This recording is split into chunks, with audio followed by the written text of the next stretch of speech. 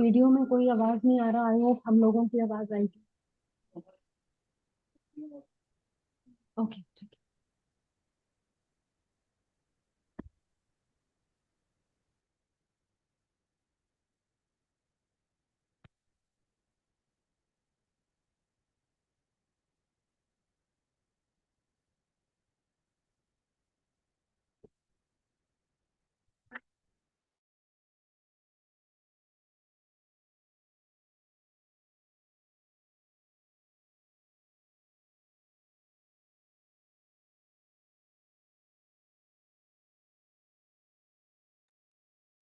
मैं अपना ऑन कर देती हूँ, मे बी वो ऑन कर दूँ।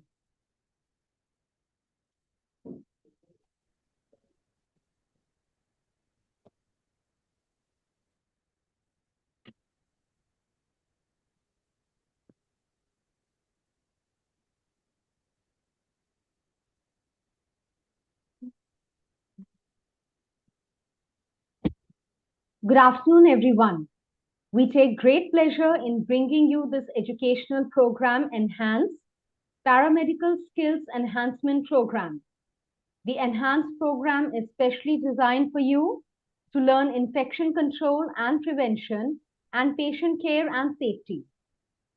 Today we have with us Dr. Mrs. Sindhu Anil Menon. She is Nursing Director, Sri Shankaracharya Institute of Medical Sciences, Junwani, Bhilai, Chhattisgarh. She is also the professor at Shankaracharya Swami Swarupnand College of Nursing, Bhilai. She is director, Sri Shankaracharya Group of Nursing College, Secretary, TNAI Chhattisgarh State Branch. Most welcome, Dr. Menon. Our second speaker for today is Professor Dr. Yogesh Yadav.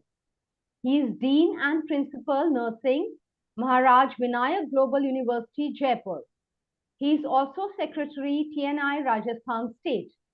He is also nominated member by Department of Medical Education, Government of Rajasthan for Faculty of Nursing, Rajasthan University of Health Sciences, Jaipur.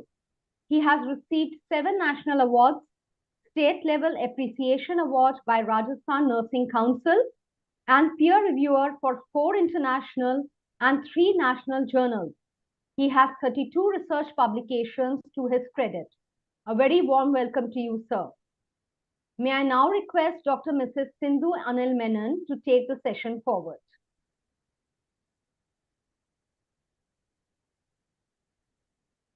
Over to you, ma'am, for your presentation. Yeah, thank you. Good afternoon to one and all present here. First of all, I extend my gratitudes to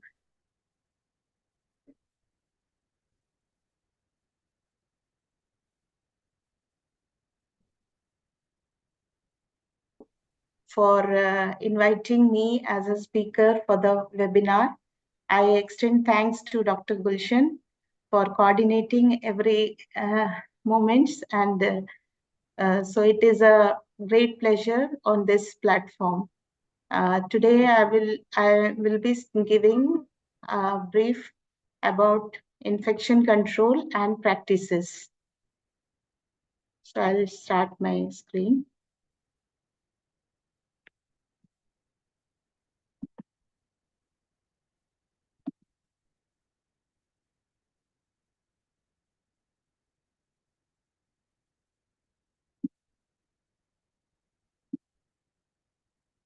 Ma'am, is it audible? Visible?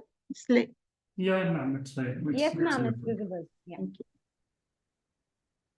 So the topic is infection control and prevention. We are the healthcare personals working in the hospital setup, also in the community setup. So we as a nurses have a great challenges to see over all the patient care and give a very good environment to patient.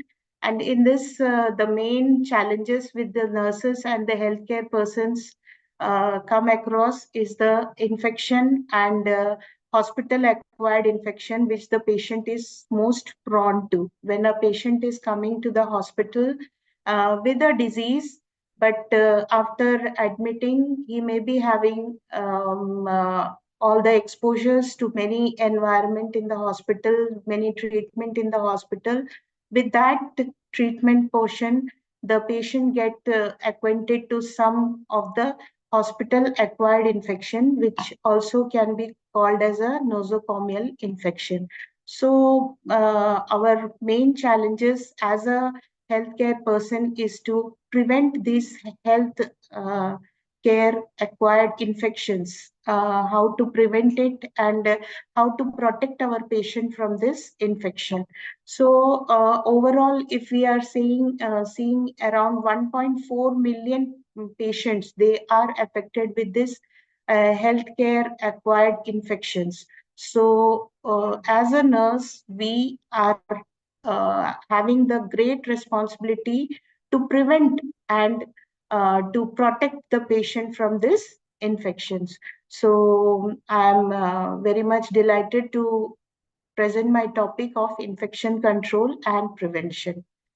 So the basic of medical care in health uh, in the hospital and nursing homes are, there are various components how we can practice to prevent this acquired infections. The main is by hand washing techniques, personal protective equipments, use of proper equipments to prevent the transmission, sharp safety, patient placements, routine cleaning of equipments, routine cleaning of the environment where the patient is admitted, and taking some precautions of cough etiquettes, how to prevent the spread of droplet infections. So what are the sources by which the patient get the infection in the hospital is, they are by airborne diseases, by the food which is given to the patient in the hospital, serving of the food, by that the patient may get, by any patient's normal flora when antibiotics, excess antibiotics are used, that can be a cause. Then doing any surgical procedures where the sterilization techniques are not properly utilized, that can be a cause. Or hospital personals like the nurses, other paramedical staffs who are taking care of the patient, from them the patient can get the infection. The visitors or the relatives who are visiting the patients, they, if they are infected, they can be a carrier of this disease. And other patients who are in the next bed, from them the patient can get the infection. And devices and what are the drains like catheters, coti, ventilators, from that the patient can get the infection. So these are the sources from where the patient can have the infection. So why the infection prevention is at most important is that, yeah, decrease in a number of emergency medical staff's exposure to infectious diseases and infection, decrease in the risk of patients becoming infected. So that is the main, our motto is patient who are at risk because they are already immunosuppressed or having the immunity, low immunity. So we have to decrease the risk of patient getting infection, decrease the morbidity and mortality rate. Because due to this, like ventilator, patient is on ventilator, patient gets the infection. So chances are patient will go to the pneumonia and can death can occur. So our main motto is to decrease the morbidity and mortality, raising the standards of patient care. By giving a good environment, good hygiene care to the patient, we can give a good standardized patient care to the patient, then increasing the patient safety and ensuring excellence in the standard care for each and every patient. What are the techniques by which we can prevent this hospital acquired infections or the transmission of infection is by cleaning. The first method is cleaning. So proper cleaning of the environment, the where the patient is on the bed, on the side trolleys, or wherever the patient is, whatever instruments are utilized for the patient care, articles, that has to be properly cleaned. So cleaning is the method by removal of foreign materials like soil or organic materials which are on the articles or the instruments, that can be cleaned by any proper detergents or enzymes solutions which can clean up all the foreign materials. And thorough cleaning will help in the high level of using a high level disinfection or sterilization materials, which can lead to the cleaning and proper maintenance of the article. Surgical instruments, which has to be soaked properly in the timing, everything has to be observed by the nurses, has to be properly soaked in the tray for some time so that the instruments and the articles get disinfected. And it can be done manually, or it can be by using some ultra cleaners, or washing disinfectors can be used for cleaning the articles. Next is disinfection. What is disinfection? Disinfection is a process by which all the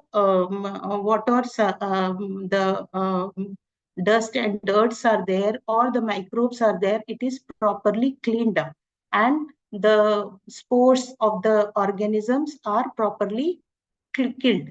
So it can be, disinfectants can be classified into three level. That is high level disinfectants, which helps. High level disinfectant means that the vegetative microbes, whatever bacteria are there, virus is there, it is killed. Along with that, the spores of that bacteria also get killed. That is by the high level disinfectants like glutaldehyde, 2% ethylene oxides, and that is used as a high level disinfectants.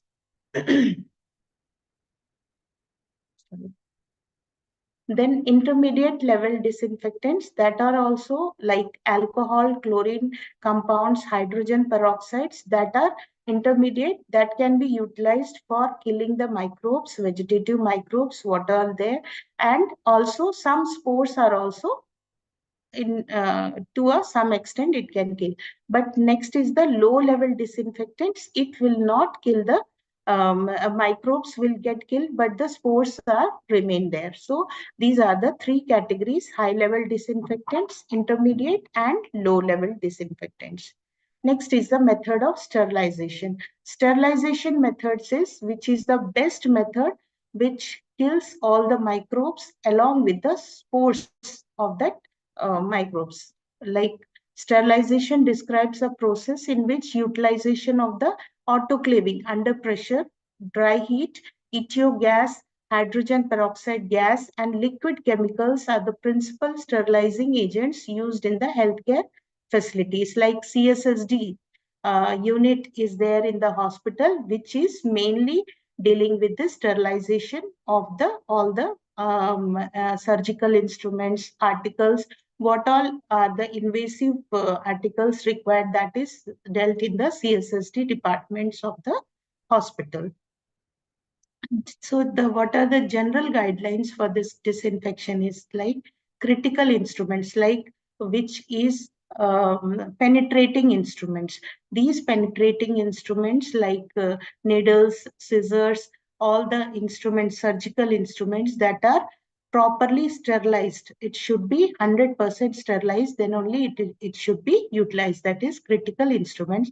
Next is the semi-critical instruments. That is, to some extent, it is intact mucous membrane without penetration. Like, for example, the endotracheal tubes, the tracheostomy tubes, that is also sterilized, but also it can be disinfected using the disinfectant level, like the second level of disinfection. Then next is the non-critical instruments. Non-critical instruments like the electrodes, ECG instruments and all, that is equipments which is not penetrating the mucous membrane. So the antimicrobial activities of disinfectants is, these are glutaldehyde, like it is the high level disinfectants which kills the spores. 3 to 10 minutes, 3 hours to 10 minutes, we have to dip the articles or the instruments in this solution. So it kills the spores, microorganisms also get killed, other bacteria also killed, and viruses, which is enveloped and non-enveloped. That is best, it is destroyed by this glutaldehyde. Then peracetic acid, that is also, it kills the spores, microorganisms, other bacteria and viruses. Next is alcohol. This is the mild second level of disinfectant like alcohols. It also don't kills the spores, but it can kill the microbacteria. Then peroxygens, that is, it don't kill the spores, but it can other bacteria, the minor bacteria can be killed by this peroxygens. Then chlorines and clear solutions of phenolics and quaternary ammonia, that all the spores are not killed, but the microbacteria, the bacteria can be killed. So these are the microbial activities of disinfectant. Next is the equipments. What all equipments are used for cleaning? In hospital, we may have seen that the 3-bucket trolley is the best, like in critical care unit, OT, and all this. The 3-bucket trolley cleaning bucket should be used. It is using the 3 buckets, in which 1 bucket contains the soap solution or the detergent, second contains the plain water, and the third contains the disinfectant. So by cleaning the floors by this 3 method is the best way. Next is the wet mops, like micro fiber mops preferably. If other types are used, use non-lining mops for the critical and semi-critical units. Then dry mops are used, like to remove the gross debris. Brooms are not allowed in the critical care units. In the OT or in ICU, the brooms should not be used. Otherwise, the dust of the brooms will be a mode of which carry the infection. Then long-handled dust mops should be used for cleaning the webs which are on the walls, so that are cleaned. Next is the rubber floor wipers for toilet floor cleaning, and handheld rubber wipers for the kitchen countertops are used. Then hand mops to clean the equipments, microfibers and mops preferably.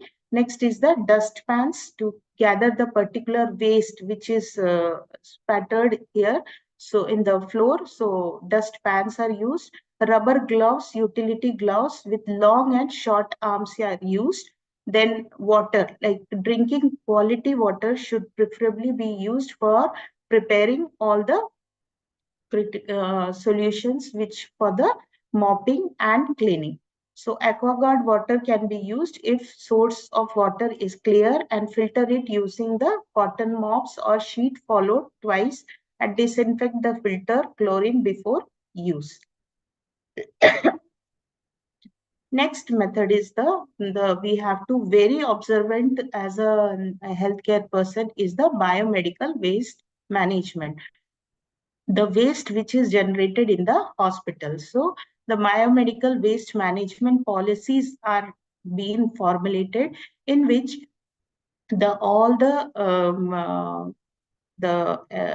used ups, all the like gauze pieces, all the instruments, or the catheters, rubber goods, they are properly, their policies are made that how to disinfect them or how to dispose them. So identifying and defining, classifying various categories of the waste being generated in the hospital, we have to first categorize that in which category. There are around 10 categories of this waste. So we have to, as a health person, we should know in which category these waste are coming.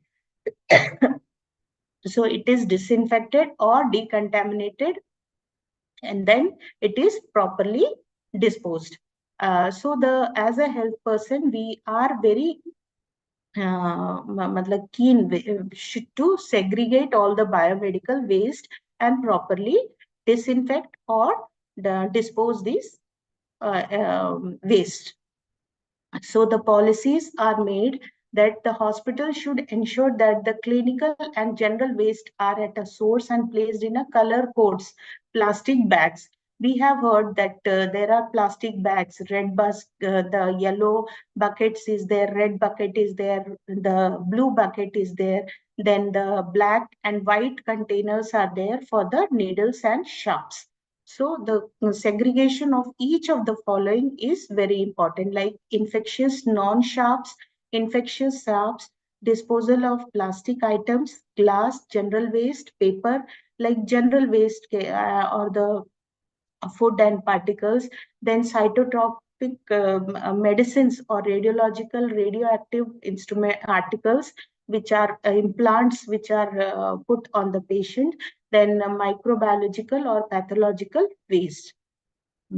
So there are categories and examples of waste. I have just put the colors like category 1. In category 1, it is human anatomical waste. The organs, or like in the labor room, the placenta, and in the surgical ward or in OT, if the organs or amputated legs. So these all comes in the human anatomical waste category 1. Then category 2, it is the animal waste or the bleeding parts, the fluids, bloods, and experimental animals generated by veterinary hospitals, colleges, discharged from the hospitals or animal houses.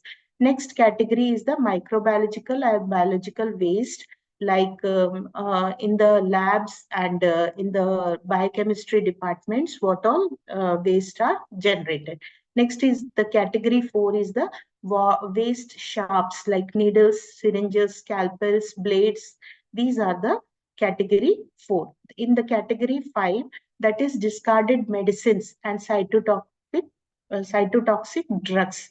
And category 6 is soiled waste, like the soiled all the cottons, dressings in the ward, surgical ward, medical ward, the cotton which is used for cleaning the injection site. These are all the cottons should be properly disposed in the category 6. Then category 7 is the solid waste. Solid waste are like tubings, catheters, intravenous sets. These are the category 7. And category 8 is the liquid waste, the urines, the washing, what all cleanings and all the drainage which comes from the patient, that all comes in the liquid waste. Then category 9 is the incineration ashes from the incineration of any biomedical waste. And category 10 is the chemical waste, like biological chemicals used in the labs. These are the categories, and according to that the color code is given. So these are the color coding of the categories, like yellow plastic bags, the category 1, 2, 3, and 6 is put.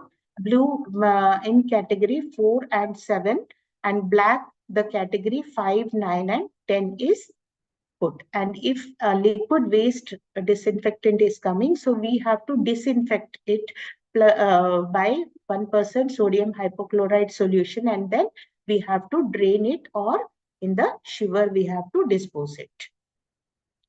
So these are the buckets which are used, like yellow bucket main, and that is the placenta or the body organs are put in this yellow bucket.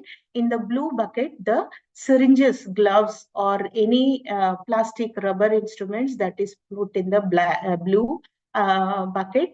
Then in the red bucket, all the infected dressings, cotton swabs, that are put in this red color bucket. And black is the cytotoxic drugs are and chemical waste are put in this black color buckets. And this white color container, that is sharps, are put. Next is the transport of patient with the isolation precautions. So if a patient is infected, like tubercular patients or any suspected gangrene patients and all, they are coming. So we have to maintain proper, like now the we have gone through COVID situations. In that, how to transfer the patient, because they are also infective to other patients also. So we have to maintain this cough etiquettes we have to maintain, like practicing a good hand hygiene and respiratory hygiene, covering the covering sorry covering and while sneezing or coughing. So wearing proper mask and gloves while caring the patient. Next is how to prevent the risk to ensure, like we are utilizing the PP kits we are using, like the gloves, gowns, and procedure mask and eye shield. There are several instructions given, like no direct or indirect contact with the blood or blood fluids, like we have to use the hand hygiene we have to use, but no need of gloves, gown, mask, or eye protection. But indirect contact with blood or blood fluids, we have to use the cuff hygiene we have to maintain, gloves we have to use, apron we have to use. Direct contact with the rashes, non-intact skin, in that time, hand and cough hygiene has to be maintained, gloves and gown should be compulsory.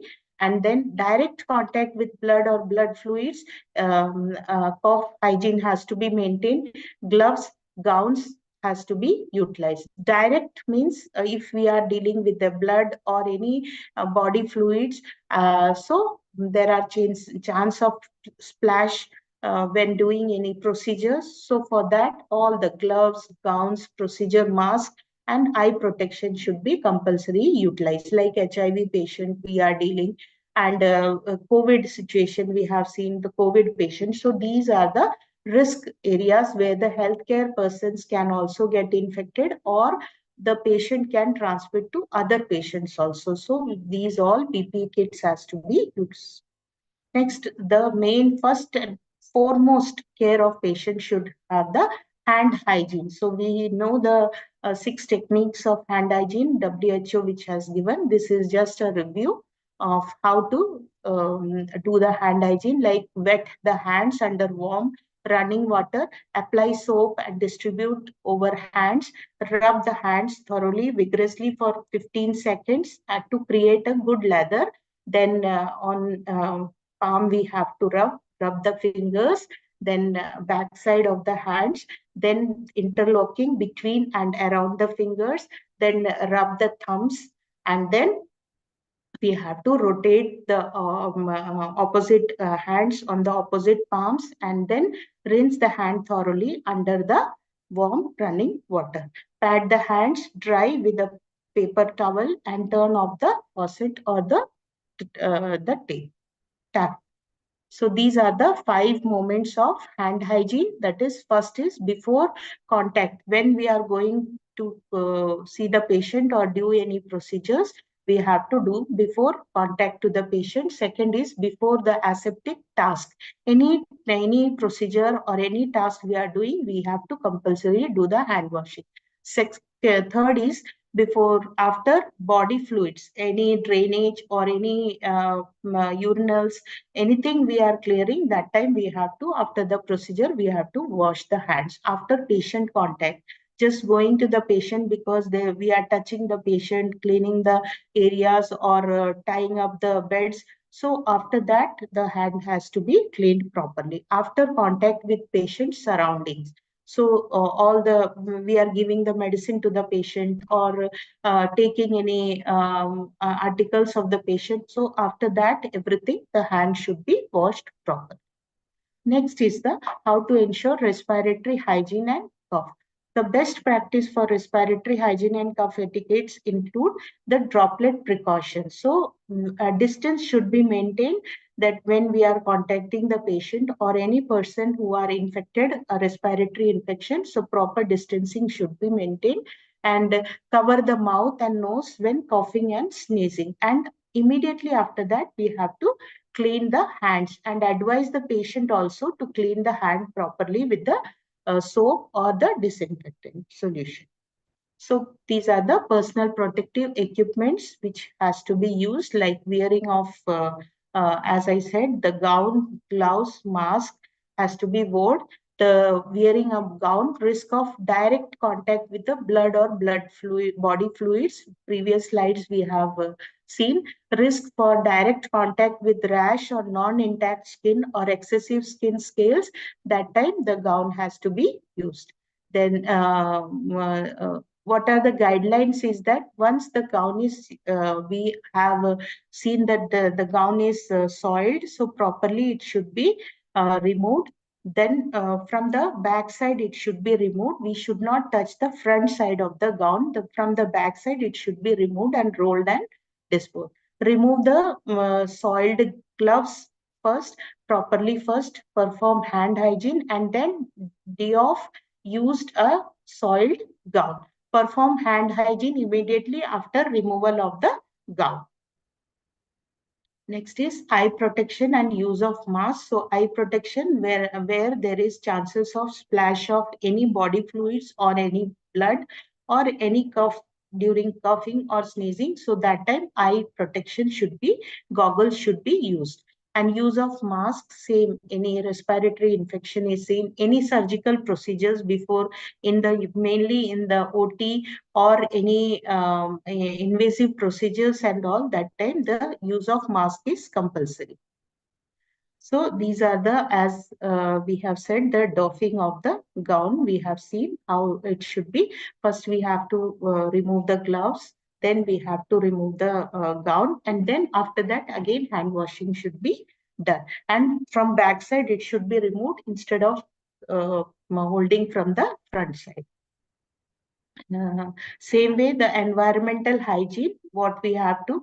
So the patient is in the ward where we are maintaining all the cleaning we are doing, disinfectants we are using, proper sterilization techniques we are using. But the patient is, when patient is going out or bringing to the hospital, that time ambulances are used. So as a health person, the ambulances and the paramedicals should see that the ambulances should be properly cleaned and disinfectant should be properly used so that there is less chance of transmission of infection from the fomites. Fomites means all the patient articles or instruments which the patient is using. So surgical, there are procedures, the oxygen mask is there, oxygen tubings is there. So these are all should be properly disinfected and the ambulance should be clean. So next is the, what are the functions of an infection control nurse? That is, there are teams made, infection control team is there. Today I'm just telling about the, what are the infection control role of the infection control nurse is to properly visit all the wards and high risk areas like critical care units and OT. Everywhere the nurse should see and monitor. Then recording the details of the patient if the patient is having any chance of this healthcare associated infection, because sign and symptoms will come. The reports will can show that patient is in the high risk of healthcare associated infection. So that has to be observed. Collection of samples. Samples has to be collected like OT from ICU. The swabs are collected and sent for the to the microbiology department for checking that any risk of infection is there or not, any load is there or not. Then compilation of all the statistics of HCAI, that is healthcare associated infection.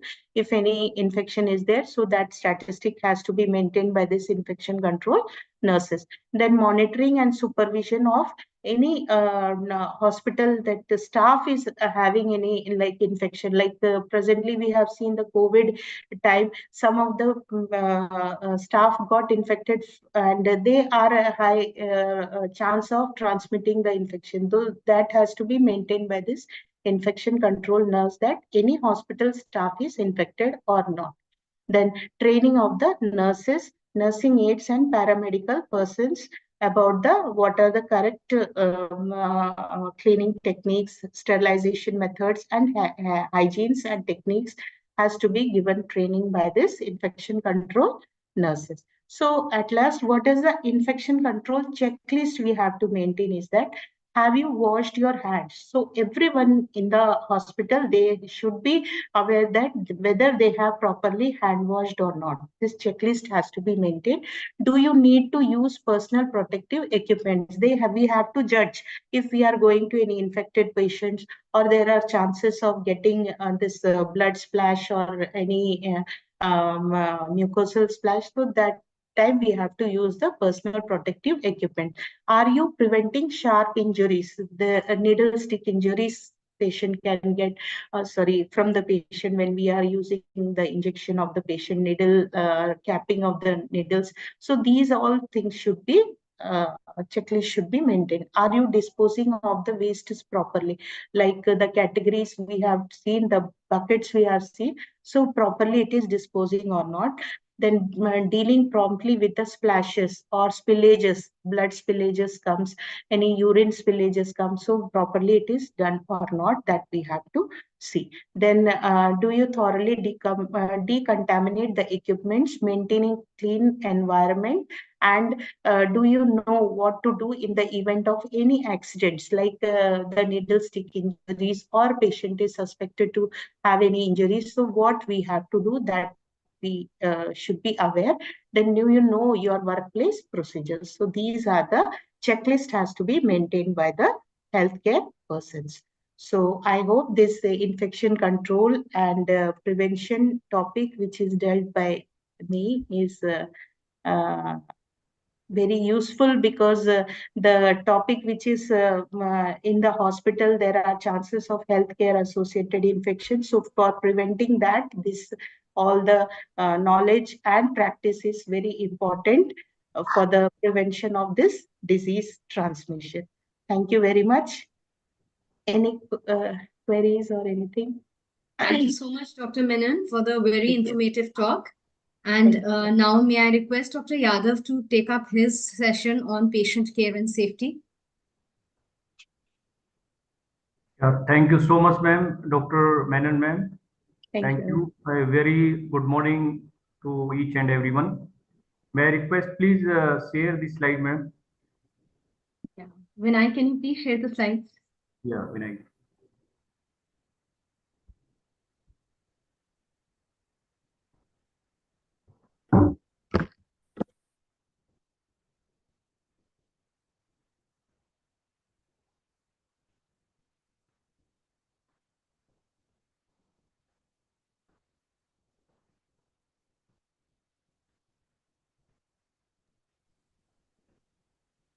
Is it visible? Yeah, sorry, it is. Yes. Yes. First slide, you please. The topic, patient care and safety. First slide, you please.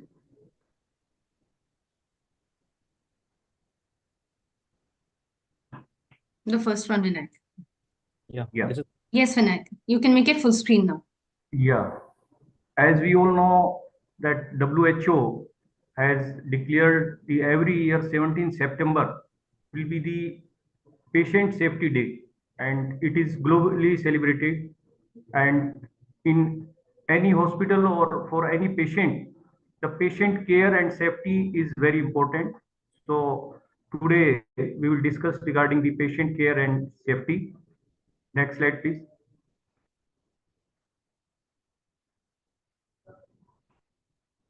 As we all know that for any care, assessment is very crucial and very vital and very important. If assessment is right, the patient care and safety will be the right. So it is very crucial and vital and important to assess the patient. Next, please. Patient assessment in emergency care, where any emergency occurs, it is very crucial for treating seriously ill or injured patient, and it is very important for emergency medical technicians also, and it is also used for various degrees in every patient encounter. There are 5 main parts of assessment. One is the screen of primary assessment. Dr. Yadav, can I just interrupt once? Can you please put on your video? Yeah, okay. Yes. Thank you. Now visible, ma'am? Yeah, absolutely. Okay. So there are 5 main parts of the assessment. First is the scene size of primary assessment, history taking, secondary assessment, reassessment. And these order depends on the patient, what is the condition. The importance of the sign and symptoms also play very important in the patient assessment. Sign, we all know that is the objective condition that is observed by the EMT. Symptom is the subjective condition reported by the patient. And Any rarely a single sign or symptom reveals the patient status or problem. And the foundation of EMT education is play very important role for the patient care. Next.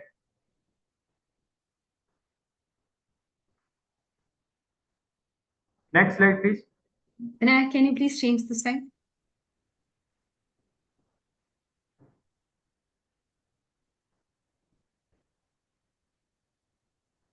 Next slide, please. Yes, sir, we are just doing it.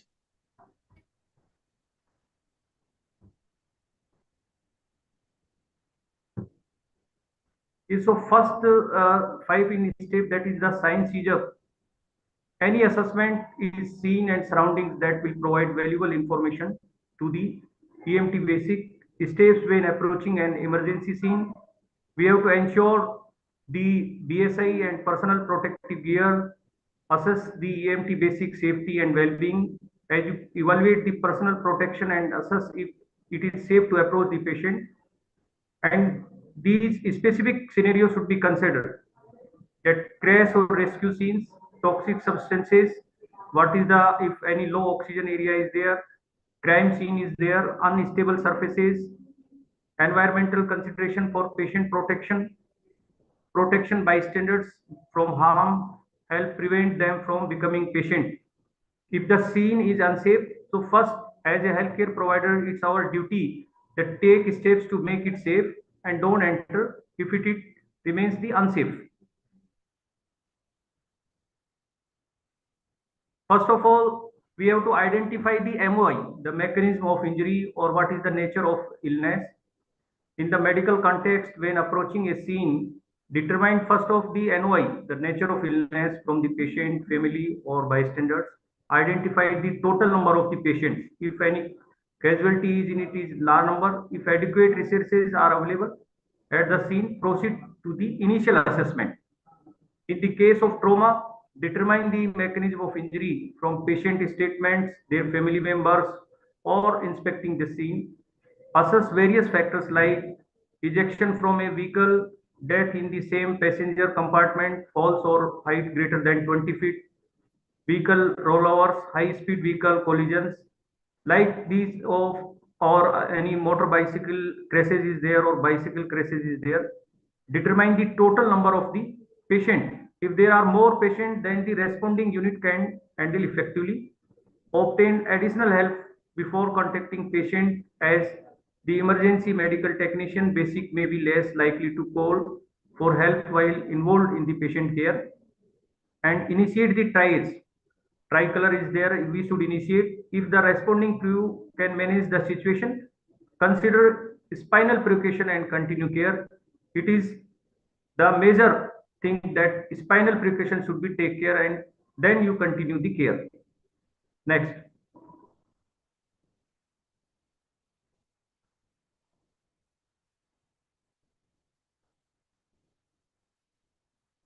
We have to see the ABC in the assessment, initial assessment, because for any assessment, ABC is the top priority.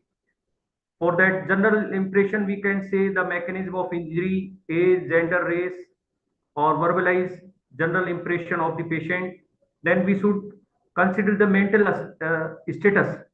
If the patient appears to be unconscious, check for response like, hey, are you okay? Evaluate mental status using AVPU. A is for alert, V is for verbal, P for pain, and U is for if patient is unresponsive. We have to obtain a chief complaint if possible. Then first of all, we have to assess the first initial assessment is the airway. Is the patient taking or talking or crying? Do you hear any noise? Will the airway stay open its own? Does anything endanger it? Open the airway, head tilt, chin lift, or jaw thrust as needed. Clear the airway as needed. Suction as needed. And insert an oropharyngeal airway or NPA. NPA means nasopharyngeal airway, the flexible tube as needed. So this is regarding the airway assessment. Then next we have to start the assessment for the breathing. see any sign of inadequate respiration is there, check rate and quality of breathing adequate to sustain life. Is patient complaining of difficult breathing? Quickly inspect the chest for impaled objects, open chest wounds, and any trauma is there. Quickly palpate the chest for unstable segments. And if the patient is responsive and breathing is than 8 or more than 24, administer the oxygen using a non-rebreather mask, NRB, non-rebreather mask at 15 liter per minute.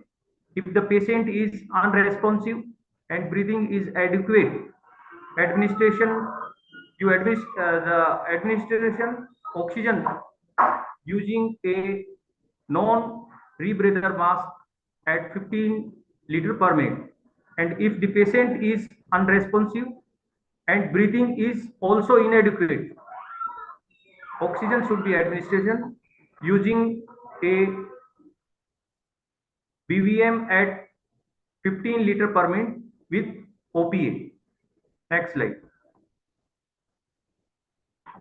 Then after airway and breathing, the next is we should assess the circulation.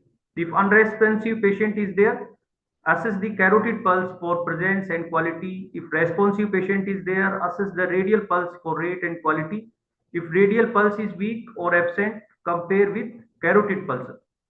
Patient 1 year old or less, then assess brachial pulse.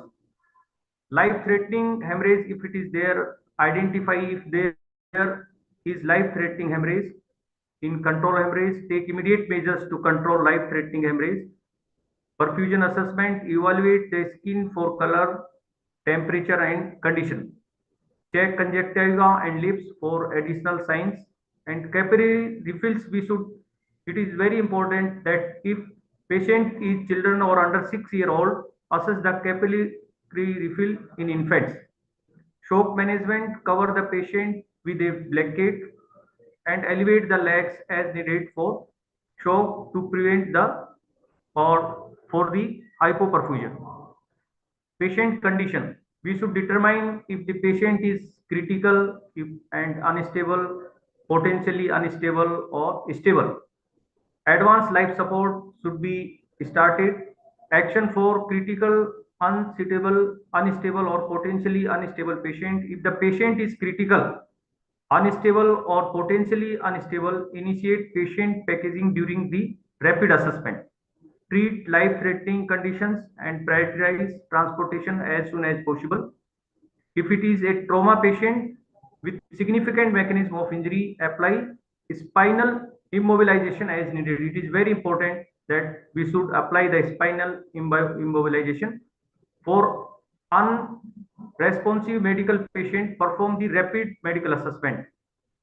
And what will be the action for stable patient? If the patient is stable, perform the appropriate focused physical exam. And for medical patient, perform the focused physical exam. And if patient is trauma patient, then perform the focused trauma assessment. Next, please. Then for rapid trauma assessment, first of all, perform on patient with significant mechanism of injury, MOI. Continue with the healthcare providers should continue spinal stabilization, reconsider advanced life support backup, inspect and palpate the body for injuries to the following, from head to feet. So first of all, the healthcare providers should from the head inspect and palpate for signs of injury. DCP, DCAP or BTLS. D is for deformities, C is for contusion, A for abrasion, and P is for penetration. Likewise, BTLS, B stands for burn, T for tenderness, L for laceration, and S is for swelling. Blood and fluids from the head. Then we should assess the neck, inspect and palpate for signs of injury. DCAP, BTLS, and jugular vein distension, crepitation, apply cervical spinal immobilization collar if not already done. Then for chest, inspect and palpate for signs of injury. Again, decap BTLS and paradoxical movement, crepitation, breath sounds, bilateral assessment of the mid-clavicular line, mid-axillary at the nipple line and at the basis. Next. Next assessment is for abdomen, inspect and palpate for sign of injury. And again, for the deformities, contusion, abrasion, penetration, burn, tenderness, laceration or swelling or for pain or firm, soft or distended. Then for pelvic assessment, inspect and palpate for signs of injury. Again, for here also for pelvis, decap, PTLS. If no pain is noted, gently compress the pelvis to determine tenderness or unstable movement. Then for extremities, inspect and palpate the lower and upper extremities for sign of injury. And for the deformities, contusion, abrasion, penetration, burn, tenderness, laceration, and for swelling, crepitation, distal pulses, sensory function, and for the motor function. Then assessment is for posterior, and then log roll the patient maintains C spine stabilization. It is important here. Then inspect and palpate for injury or signs of injury. Then again here also deformities, contusion, abrasion, penetration or burn, tenderness, laceration or swelling. Then posterior also we should assess. Next please.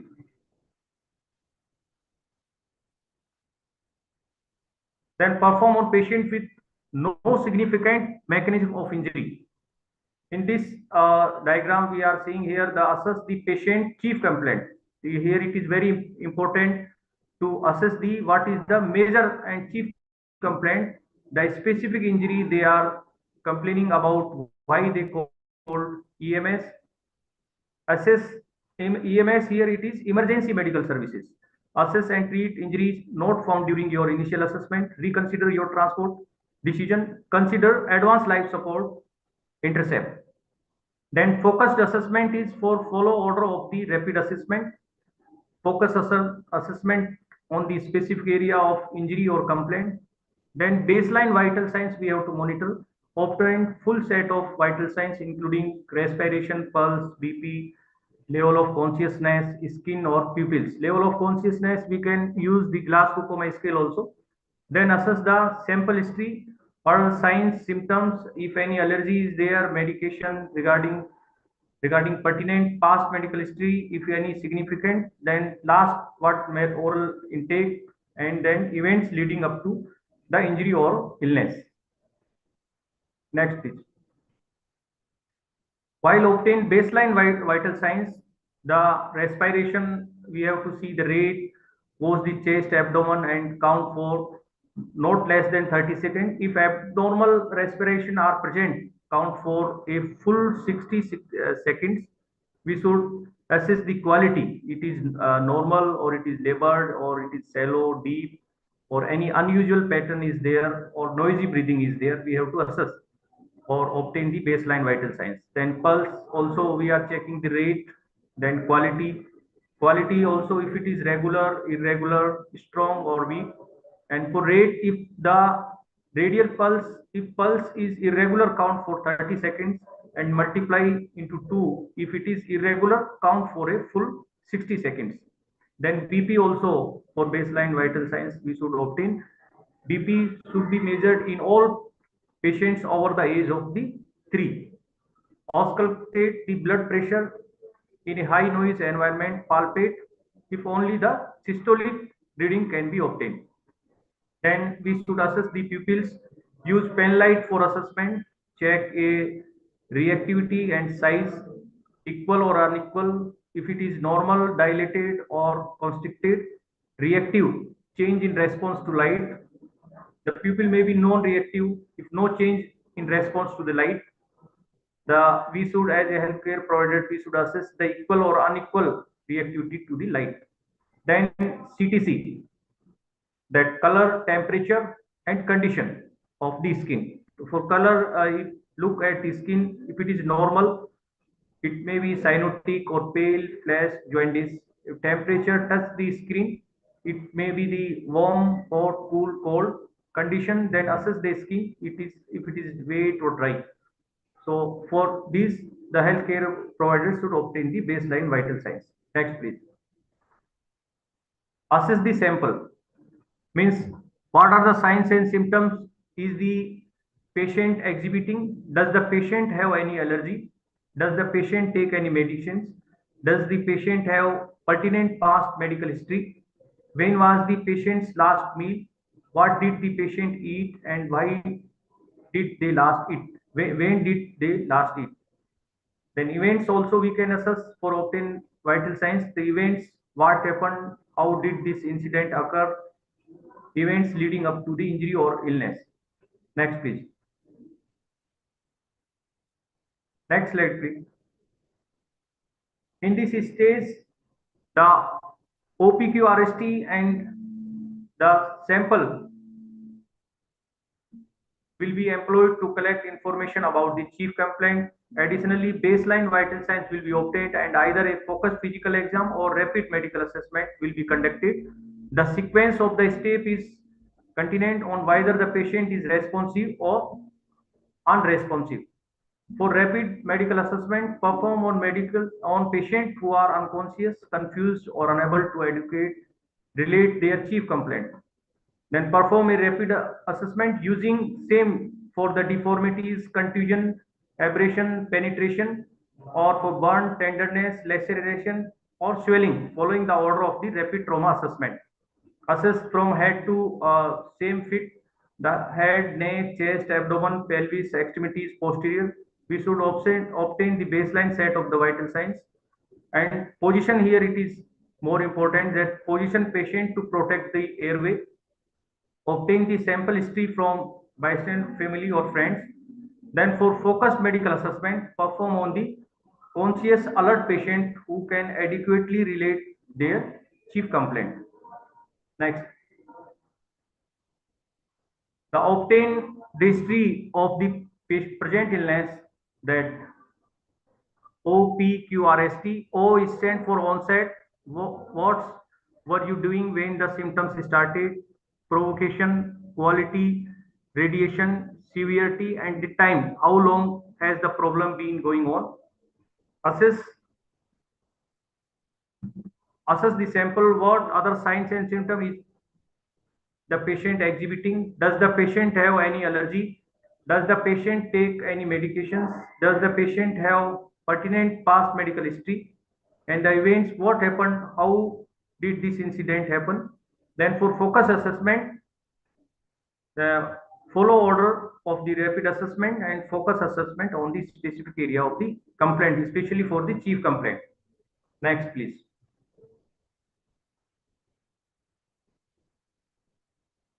What question should be asked a conscious medical patient and assessment elements according to the patient chief complaint? If altered mental status is there, then allergic reaction is there. If any cardiac respiratory problem is there, if any obstetric or acute abdomen or loss of consciousness or behavioral or environmental, and poisoning and OD. Next. Employed after addressing life-threatening and serious conditions with interventions. Not every patient necessitates a detailed physical exam. Conduct a systemic head-to-toe fashion covering the same body areas as the rapid assessment. A closer inspection of each area is conducted to identify finding of lesser priority than life threats or sign of worsening injuries. Don't postpone transport for the sake of a detailed physical exam, because here the life saving is more important. So we should not waste the time conducted while en route to the hospital or while awaiting the transport. Same detailed physical examination as in previous slides we have discussed the regarding head, then their face, then ears. If any drainage is there for blood or any other fluid from the ears or for the eyes also, if any discoloration is there, foreign body is there, blood in anterior chamber is there. Next. For mouth also, if discoloration is there, unusual odors is there. For neck also, in previous slide we have discussed. Then for the chest, then breath sounds. If Then the nose also, we have to assess for the any drainage or any bleeding is there. And same deformities, contusion, abrasion, penetration, burn, tenderness, laceration, and swelling for each mouth, cheek, neck, chest, breath sound we have to see. Next. That ongoing assessment we should perform during transportation to the hospital. While we are transporting the patient, the ongoing assessment should be there. Reassess the patient for changing, requiring new intervention, evaluate the effectiveness of earlier intervention, reassess earlier significant findings, be prepared to modify treatment as needed. While transportation, the ongoing assessment, if again we have to change our treatment, we should modify the treatment. Initiate new treatment based on current findings during the ongoing assessment. If patient is unstable, then repeat ongoing assessment at least every 5 minutes. It is very important. And for if stable patient is there, so at least every 15 minutes, we should repeat the ongoing assessment. Next slide, please. Repeat initial assessment, same we have to repeat, reassess the mental status, then maintain ABC and monitor the CTC, the skin color and temperature, reassess and record vital signs, repeat focus assessment and check the intervention. We should assure that adequacy of the oxygen delivery is very important and artificial ventilation, and assure management of the bleeding and assure adequacy of the other intervention. Next. Patient hygiene. While for the patient care and patient safety, it is very important that patient hygiene should be maintained. If condition, it may be traumatic or crucial, but patient hygiene play a very important role for any patient care and patient safety. So basic hygiene assistance should be taken care, like elimination, shaving, hair care, oral hygiene, and bathing. And proper hygiene is critical to avoid adverse effects such as hospital-acquired infection or nosocomial infection. But excessive hygiene can have negative consequences. That also we should take care. Next slide, please. Basic hygiene for adults includes that oral care, bathing, elimination, shaving, and hair care, all essential. Inability to maintain proper hygiene can lead to various adverse effects such as aspiration, pneumonia, and infection, especially for patients who have suffered a stroke. These hygiene practices serve as preventive measures to safeguard the patient's health and to prevent the further complication also. Regular bathing, particularly for ICU patients, can help prevent gram-negative infections, while assistance with elimination can prevent Clostridium difficile infection. Next. Bathing, as all know that this one regarding assisting patient with bathing is a crucial part of maintaining their hygiene. The purpose of daily bath is to remove bacteria from the skin. Bathing has multiple benefits like improved blood circulation, joint mobility. Bathing also allows the nursing professionals to offer psychological support and build rapport with the patient. It is very important. For patient with very dry skin, bath oils can be added to the bath water. After the bath, lotions and oils can be applied to the skin. Next, please. Then oral hygiene also, we can consider that oral hygiene should be done before breakfast, after each meal, and at the bedtime ideally. It is especially crucial for patient on oxygen therapy. Ensure patient privacy during the procedure. Record oral care. This one. Then never use hot water to rinse dentures. Care for the patient gums, soft tissue, and at least twice a day when denture are out. Patient undergoing chemotherapy and radiotherapy may experience common mouth complications. Next, please. Hair care. Hair care also play very important for the patient care and safety. And in the patient hygiene, hair doesn't need washing every day. Hair care improves the morale of the patient. It stimulates the circulation of the scalp. Back massage as a patient comfort measure. it decreases the muscle tension, promote the relaxation. The choice of agent should consider the patient's skin type and potential sensitivities. A back massage typically takes 5 to 10 minutes and can be given during the patient bath before bedtime or at other suitable time. Next slide, please. Patient counseling. Patient counseling is play very important role for recovery of the patient, because if any patient psychologically strong, the recovery in many research it is found that recovery is fast.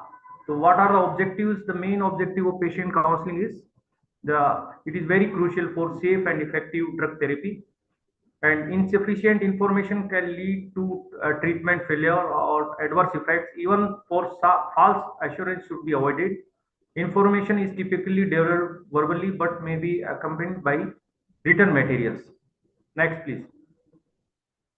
Effective patient counseling aims to produce the following results: better patient understanding of their illness and the role of medications in its treatment, improved professional rapport between the patient and the healthcare specialties, and effective communication should cover various aspects: the purpose of the medication, how the medication works, dosage and duration of the therapy, goals of the treatment, drug specific consideration, like this. Next,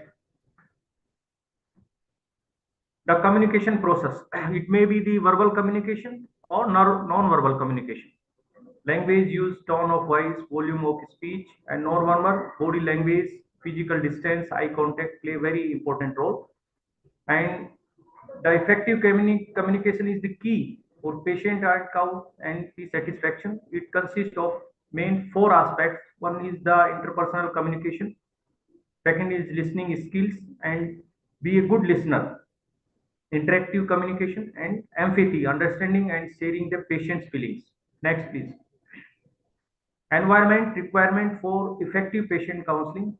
The privacy should be there, and there we should that seeking consideration of needs of disabled individuals, optimize communication spaces, equipped learning environment, provide appropriate learning aids such as graphics, anatomical models, medication administration tools, memory aids, written material, and AV aid resources.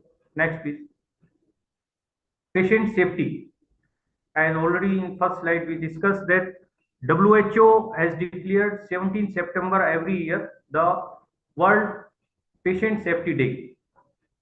So patient safety is both a goal and a practice for freedom from harm and enhancing healthcare safety.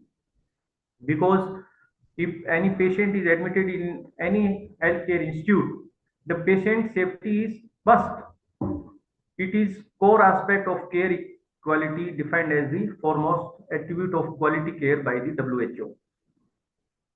Medical practices and risks associated with healthcare are emerging as major challenges for patient safety and contribute significantly to the burden of harm due to unsafe care. For example, if any medication error is there, if technical failure is there, if sepsis is there, or nosocomial infection or hospital acquired infection is there, so these are the unsafe resulting of the unsafe care of the patient. So patient safety is very important. Next slide, please.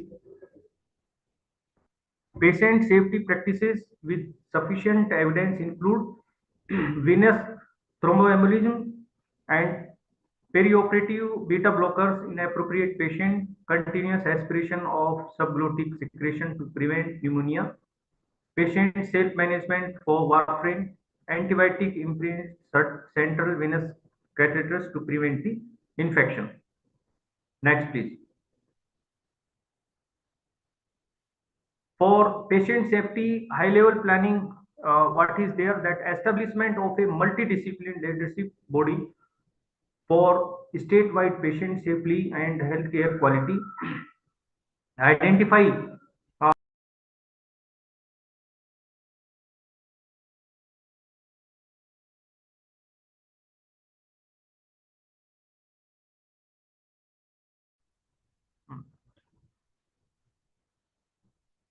so establishment of a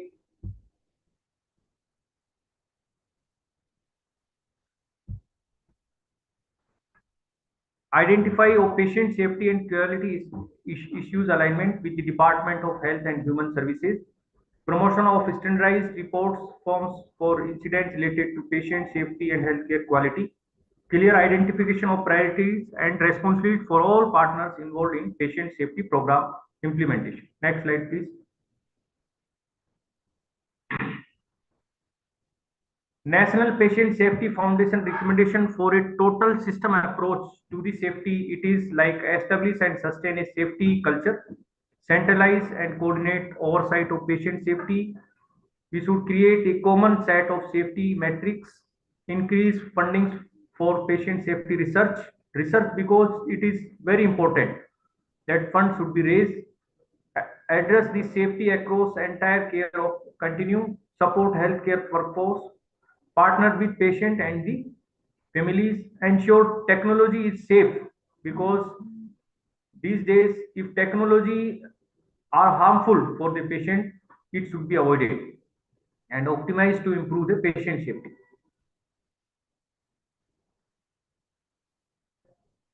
Patient care.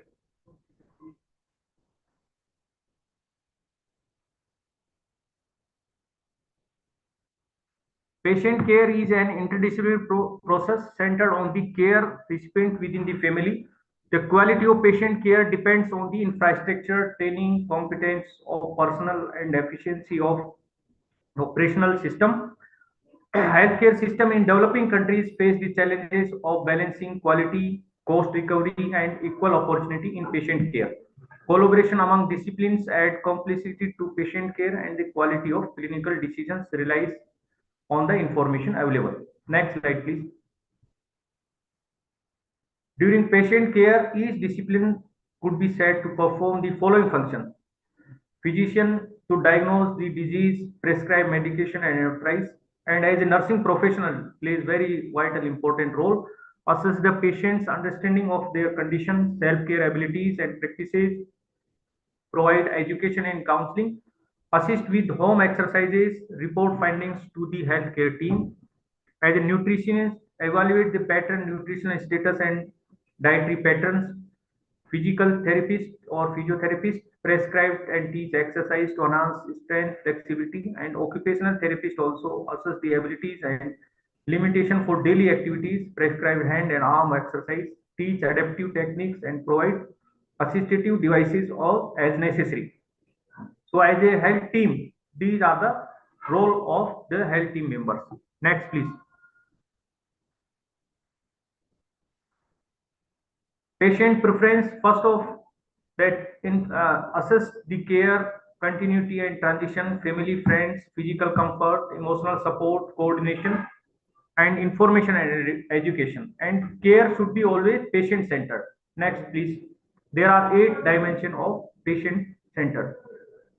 These are the transformation of patient specific data for multiple uses. That what are the uses of World Health officials or data information or abstracted for the scope. Next slide, please. We having because time limitation. So please next slide. Improvement in patient care. The following factors contribute to the improvement of patient care. One is the manpower should be trained. The trained personnel should be there. A well-trained eye care team is crucial for providing high-quality care and achieving desirable outcomes. Then quality eye care, significant concern exists about the outcomes of common surgical procedure like cataract surgery. Then the equipment, ensuring all necessary equipment is in place and properly maintained is vital for the medical system's performance. Next. Use proper instruments. Good quality instruments are now available at the lower cost and proper inventory control system can further reduce the cost. So for improvement in the patient care, these are the factors. Use of the appropriate medications. Access to low cost medication is crucial for providing appropriate care. Use of latest technology. Continuing adoption of newer or latest technology based on the researches should be considered and it should be the cost effective also. Patient care improvement. Patient care improvement is a dynamic process and should be a priority for medical care or healthcare personnel. Developing and sustaining a patient sensitive system is critical for achieving the these objectives. Quality in every aspect of patient care, both medical and non-medical, should be focused. Next. So thank you so much, and I thanks to the organizers to give me this opportunity. Thank you so much, ma'am. I hope Thank you, it's Dr. Yadav. helpful for patient care and safety. Thank you. Yes, sir. Absolutely. Thank you, Dr. Yadav. It was really an awesome presentation. And this brings us to the end of this very educative and interactive session. I'm sure the audience would have gained a lot from today's discussion. A big vote of thanks to Dr. Sindhu Anil Menon and Professor Yogesh Chand Yadav for sparing their valuable time and being with us here today. I would also like to thank our CME partners, Spirant Communication, for conducting of the program. Happy weekend to all. Thank you so much, everyone. Thank you, ma'am. Thank you, Dr. Gulshan, ma'am. Thank you, Dr. Thank Anil, ma'am, and all the co-hosts. Thank you. Thank you all for this wonderful presentation. Sir, Dr. Yadav, your presentation was nice, informative. Thank you for this wonderful presentation. And thank you, Dr. Gulshan, for Thank you, ma'am. guiding us. All days you were there. And No, ma'am, since it's we my got this pleasure, ma'am. information, yeah, thank you. All my pleasure. Thank you so much. Once Thank you. again, Thank thank you, you, sir. Dr. Gulshan, ma'am, and Dr. Anil Menon, ma'am, and all the co-hosts. Thank you.